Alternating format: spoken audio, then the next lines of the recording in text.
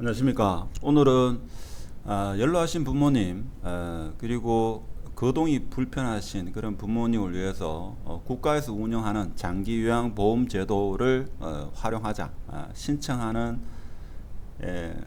방법과 절차에 대해서 한번 알아보도록 하겠습니다. 물론 아시는 분은 아시겠지만 사실 처음 하시는 분이 거의 대부분이라 가지고 전체적인 흐름을 알고 신청을 하게 되면 뭐 하여튼 좀 쉽다 하는 겁니다. 아무래도 이런 내용을 뭐 인터넷이나 있긴 하던데 전체적인 처음부터 끝까지 이렇게 설명한 데가 없어 가지고 제가 정리를 한번 해봤습니다. 그래서 최근에 제 친척분 중에서 이런 경우가 있었습니다. 시골에 어머님이 홀로 계시는데 오형제가 있죠. 번갈아 가면서 월화수목금 해가지고 오형제가 매일 번갈아 가면서 있죠.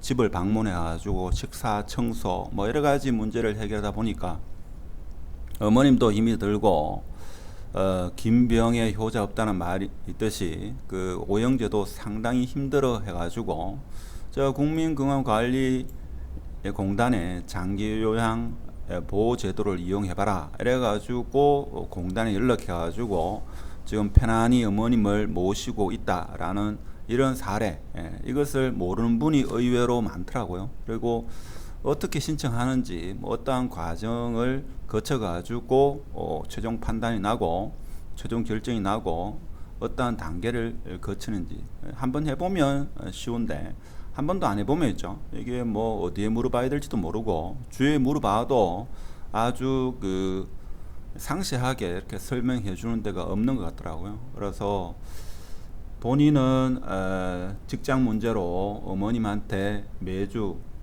찾아뵙질 못하고 마음만 이렇게 애태우는 이런 분들을 위해 가지고 오늘 영상을 한번 마련해 봤습니다. 신청 절차는 이렇습니다. 네이버에서 있죠. 장기요양 보험이라고 이렇게 입력하면 이런 홈페이지가 뜹니다. 장기요양보험.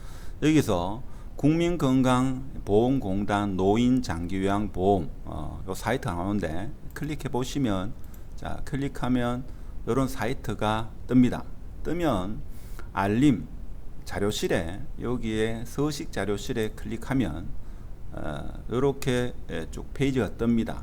여기에서 여기 공지에 있죠. 세 번째 보면 별지 제1호의 이서식 장기요양 인정 신청서 하는 게 있습니다. 이것을 다운로드 받으면 이걸 클릭하면 이렇게 다운로드 받을 수가 있겠습니다.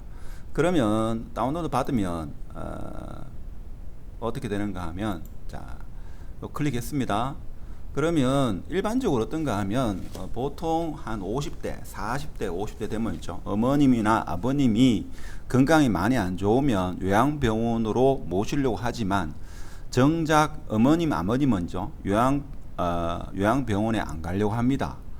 집에서 있죠. 방문 요양 서비스를 받고 싶어 한다 이거죠. 이런 경우가 일반적입니다. 그래서 집으로 요양사분이 오셔가지고 식사나 대소변 청소를 해주기를 원한다 이거죠. 그래서 이런 분들을 위해서 신청 절차 이렇게 되면 첫 번째 페이지가 요겁니다. 그래서 다운로드 받으면 자 요런 세 페이지 걸려 있습니다. 첫 번째 페이지, 두 번째 페이지, 그리고 세 번째 페이지 요겁니다. 근데 이 내용을 있죠. 쭉 읽어보면 행정 절차에 대해서 익숙하신 분은 뭐 하는데 그래도 한 몇 시간 걸립니다. 걸리고 한데 자 제일 첫 번째 페이지 보면 제일 위에 장기 요양 인정 신청서를 클릭합니다. 클릭하고 신청자는 어머니 만일에 건강이 불편하다. 그럼 어머니 성함과 어머님 주민번호, 주소지, 그 다음에 실제 거주지, 어머님 전화번호 이렇게 적고 근데 어머님 전화번호 적어가지고 별 의미 없겠죠. 전화 받기 힘드니까. 그리고 신청자는 자, 아들 혹은 딸이 되겠죠. 그래서 그 인적사항을 쭉 적습니다. 유형에는 가족을 체크하시면 이렇게 될 겁니다. 그렇게 하면 되고 그 다음에 그 밑에 항에는 보호자 같은 경우에는 보호자가 신청인 대리인이 곧 보호자가 될 확률이 많이 높겠죠. 그럼 보호자 있으면 대리인 여기에 체크를 하면 나머지는 크게 작성할 거는 없습니다. 여기 2페이지고 그 다음에 3페이지는 이제 뭔가 하면 3페이지는 보호자, 자 우편물이죠. 우편물 최종 결과물이나 이런 것을 있죠. 보호자가 받겠다. 그리고 어디로 받을 거냐, 자 보호자 주소지로 받겠다라고 체크를 하시면 되고, 그 다음에 여기에 신청인 어머님 적고 사인하시면 되고, 대리인 아들 또는 딸 해가지고 서명을 하면 되겠습니다. 자 이렇게 하고 아들이 만일에 신청을 하게 되면 요 두 페이지 하고 두 페이지와 더불어 또 뭘 하는가 하면 아들의 주민등록증이죠. 요것을 복사를 해가지고 신분증 복사를 하죠. 자 복사를 해가지고 총 3장을 어머님이 계시는 그 주소지의 국민건강관리공단 장기요양보험제도 담당하죠. 거기에 인터넷에 검색해 보면 다 있습니다. 예를 들면 고령군이다. 그러면 고령군의 건강관리 공단이 있죠. 팩스로 이렇게 팩스를 송부하면 됩니다. 그러면 팩스를 송부하고 나면 보통 일반적으로 하루 이틀 이내에 공단에서 있죠. 공단에서 연락이 옵니다. 연락이 오는데 연락이 와가지고 자 어머님 집에 며칠 날 갔으면 좋겠는가 일정을 협의하겠죠. 그러니까 공단에서 부모님의 거주지로 현장 방문 날짜를 보호자 아들과 협의를 해가지고 일정을 잡습니다. 그러면 일정을 잡고 나서 만일에 10월 15일쯤 공단에서 사람이 나온다 이거죠. 그러면 부모님하고 자식하고 그 다음에 공단에 사람 이렇게 모여가지고 어머님의 건강 상태에 대해서 이야기를 합니다. 그렇죠. 보통 1시간에서 한 2시간 정도 이렇게 현황 조사를 합니다. 일반적으로 어머님이 지금 건강 상태가 어떻고 어떤 약을 드시고 언제부터 지금 거동이 불편하고 좀 정신이 없으신지 기타 등등 여러 가지 사항에 대해서 묻습니다. 묻고 어머님에 대해서도 직접 어머님과 이야기도 하고 보호자한테 여러 가지 어머님의 질병이라든지 건강 상태 그리고 여러 가지 환경 뭐 이런 것을 묻습니다. 자 묻고 나면 자 이 공단에서 오신 분이 여러 가지 이야기를 해주죠. 지금 어머님의 건강 상태로 봐서는 일반 등급으로 신청하는 게 낫습니다. 아니면 어머님이 치매의 어떤 그런 증상이 있으면 치매 등급을 받는 게 더 나을 수 있겠습니다. 그러니까 1번 치매 환자로서 이렇게 신청하는 게 더 나을 수도 있고 아니면 일반 등급으로 신청하는 게 더 낫습니다. 뭐 이렇게 이야기해 줄 수 있습니다. 근데 여기서 중요한 게 뭔가 하면 만일에 어머니께서 치매적인 어떤 그런 쉽게 말해서 치매가 치매 초기 증상이다. 그러면 어떻게 해야 되는가 하면 치매 코드가 나옵니다. 아니면 치매 코드와 일반 코드는 약간 다릅니다. 그럼 만일에 치매로 등급을 받으려고 하면 치매 환자는 5등급까지 이 서비스를 이용할 수 있습니다. 일반 환자는 4등급까지 4등급이 나와야지만 이 장기요양 보험 제도를 이용할 수 있다 하는 거죠.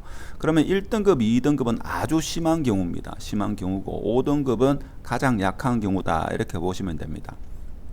그러면 어머님이 치매의 초기 증상이다. 그럼 여기서 뭐가 중요한가 하면 치매 진단을 받을 수 있는 그 병원으로 어머님을 모시고 가가지고 치매 등급 판정을 받아야 됩니다. 그러면 일반적으로 신경과에서 합니다. 근데 신경과가 각 시도별로 보면 병원의 분과 중에서 신경과가 가장 적습니다. 그러면 인터넷에 검색을 해가지고 어머님이 거주하시는 그 인근 주소지에 가장 가까운 신경과로 어머님을 모시고 가가지고 장기요양 등급을 받으러 왔다라고 하면 신경과에서 어머님과 같이 한 1시간 실질적으로 검사 받는 거는 한 30분에서 1시간 정도 됩니다. 뭐 기다리는 시간으로 다 합치면 한 2~3시간 되겠죠.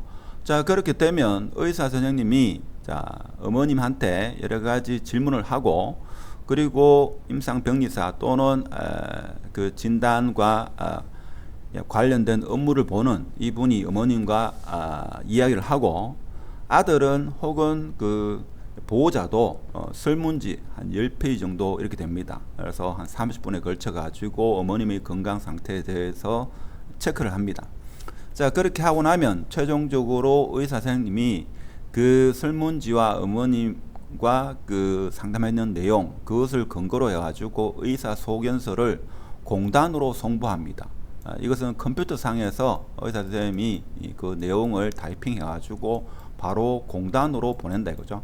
자, 공단으로 보내면 공단에서는 한 달에 한 2번 정도, 2주에 한 번 위원회를 구성해가지고 여러 사람들, 그러니까 어머니뿐만 아니라 많은 사람들이 병원에 가가지고 의사 소견서 이런 과정을 거치는 사람이 여러 사람이 있을 겁니다. 자, 그 사람들에 대해서 최종적인 결정을 합니다. 결정을 하고 나서 만일에 일반인 같은 경우는 4등급 이내, 즉 1등급부터 4등급, 치매 환자인 경우는 1등급부터 5등급, 이 등급이 나오면 이제 보호자한테 연락이 옵니다. 어머님은 예를 들면 4등급입니다. 일반 4등급 혹은 치매 5등급입니다. 자, 이렇게 되면 결과지를 신청자가 만일에 서울에 산다, 서울의 송파구에 산다 하면 송파구 인근의 공단에 가면 결과지를 수령할 수 있습니다. 그러면 그 결과지를 가지고 어머님이 만일에 고령에 거주하신다 혹은 영주에 거주하신다, 그러면 영주시 인근에 있죠. 복지센터가 있습니다. 그렇죠. 복지센터의 요양센터, 여기에 연락을 하면 요즘에 카카오톡으로 다 이루어지기 때문에 결과지와 신청서를 작성해 가지고 이렇게 보내면 그쪽에서 실제 어머님한테 도움을 주실 요양사 선생님하고 그 다음에 센터장과 그리고 여러분이 한 번은 방문해야 되겠죠.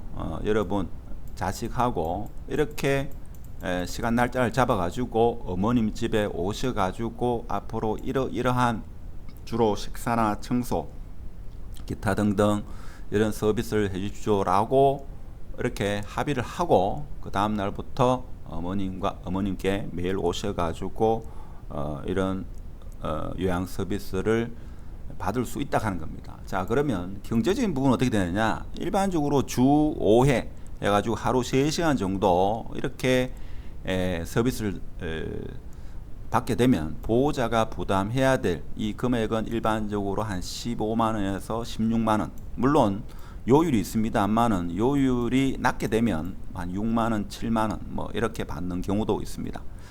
자, 그래서 이런 과정을 거쳐 가지고 보통 최초 공단의 신청부터 해가지고 최종 등급이 나오기까지는 제가 볼 때는 한 달 하고 한 달 보름 정도 하면 최종 결정이 난다 하는 겁니다. 그럼 지금까지 는 내용을 정리를 해보면 이렇죠. 장기요양보험 홈페이지에 서식을 다운로드 받고 방금 전에 제가 설명한 대로 2번, 3번을 작성하고 그 다음에 신청인 보통 자식이죠. 신분증을 복사해 가지고 요 3장을 어머님이 사시는 그 인근의 공단으로 팩스로 송부합니다. 송부하면 자, 공단 관리자와 거기 그리고 본인 그리고 부모님 해가지고 부모님 집으로 와가지고 방문 조사를 합니다. 방문 조사가 끝이 나면 병원에 가가지고 의사 소견서를 작성해 가지고 의사 선생님이 공단으로 의사 소견서를 송달합니다. 컴퓨터상으로. 자, 그러면 공단에서는 한 달에 한 2번 정도 위원회를 구성해 가지고 최종 결정을 합니다. 그래서 일반 같은 경우에는 4등급 이내, 치매 환자인 경우는 5등급 이내. 여기서 1등급이 아주 중병이다 이렇게 생각하시면 되고, 숫자가 커질수록 약한 질환이다 이렇게 보시면 되겠습니다. 등급이 나오면 그 어머님의 공단 쪽으로 연락할 필요 없이 여러분이 신청자가 만약 서울에 있으면 송파구에 있으면 송파구에 있는 국민건강관리공단에 직접 내방하셔 가지고 결과지를 받고 이 결과지를 카카오톡을 이용해 가지고 부모님이 거주하는 인근에 요양복지센터에 연락해가지고 카카오톡으로 접수를 하면 됩니다. 물론 전화 통화를 해가지고 지금 이러해가지고 장기 요양 서비스 최종 결정이 나는데 요양사분을 저희 어머님 집에 와셔가지고 도움을 받기를 원한다. 자, 이렇게 하게 되면 1차적으로 모든 것은 끝이 나고, 그리고 나서 센터장과 그리고 실제 요양 서비스를 실제 해주시는 요양보호사님과 그리고 신청인 어머님 이렇게 네 분이 모여가지고 이러이러한 일을 해주십시오라고 하면 그 다음 날부터 아니면 일정 시간 이후부터 이렇게 서비스를 받을 수가 있겠습니다. 그러면 보호자가 부담해야 될 것은 보통 월별 단위로 15일 또는 25일 날 결제가 이루어지도록 자동이체 서비스를 이용하시면 되겠습니다. 근데 만일에 등급이 안 나왔다 이거죠. 등급이 안 나왔으면 어머님이 갑자기 또 건강이 안 좋아지셨다. 그러면 지금 여기 설명한 요 단계를 처음부터 다시 이렇게 신청하시면 되겠습니다. 아니면 6개월 뒤에 재신청할 수 있습니다. 그래서 일반적으로 연세가 많기 때문에 특히 겨울이 되면 부모님의 건강 상태가 갑자기 안 좋아지는 경우가 있기 때문에 또 신청해도 무방합니다. 그래서 요즘과 같이 사실 뭐 육아 문제라든지 재테크 이런 부분에 대해서는 이야기를 많이 합니다만은 연로하신 부모님의 노후를 누가 담당할 것인가 이런 부분에 대해서는 사실 제가 볼 때는 이게 가정마다 어떻게 보면 말을 꺼내기도 어렵고, 그래서 사실 사회적으로 상당한 문제가 되고 있는 걸로 알고 있습니다. 언론에서도 보고되기를 지금 10대, 20대가 연로하진 않지만 부모님이 건강이 상당히 안 좋아가지고 어릴 때부터 간호하다가 극단적인 선택이나 여러 가지 사회적인 문제가 생긴다는 것이 언론에 보도되고 있습니다. 자, 그래서 보통 여러분이나 아니면 여러분 주위에 이런 어려움을 겪고 계시는 분은 국가에서 운영하는 이런 제도가 있으니까 적극적으로 활용할 수 있도록 오늘 제 영상은 공유할 가치가 있지 않겠나 싶어 가지고 주위에 이런 도움이 필요하신 분한테 공유를 해도 괜찮지 않나, 이런 말씀을 드리고 오늘 영상은 마치도록 하겠습니다. 감사합니다.